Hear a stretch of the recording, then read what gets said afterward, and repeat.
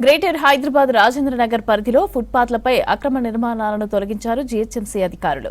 రాజేంద్రనగర్ నుంచి ఆరంఘర్ వరకు రహదారుల పక్కన భారీగా అక్రమ నిర్మాణాలు వెలిశాయి. దీంతో జీహెచ్ఎంసీ అధికారులు కఠిన చర్యలు తీసుకున్నారు. భారీ పోలీస్ బందోబస్తు మధ్య ఈ అక్రమ నిర్మాణాలను కూల్చివేశారు.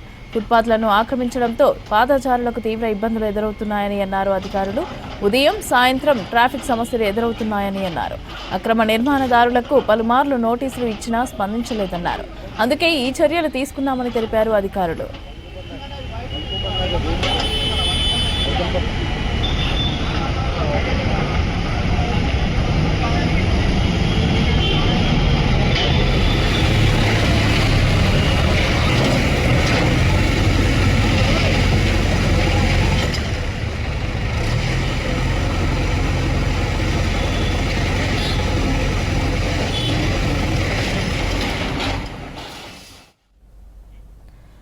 ఇకపై ఎవరైనా జీహెచ్ఎంసీ నిబంధనలు ఉల్లంఘించి మళ్లీ ఫుట్పాత్లను ఆక్రమిస్తే కఠిన చర్యలు తీసుకుంటామని హెచ్చరించారు అధికారులు.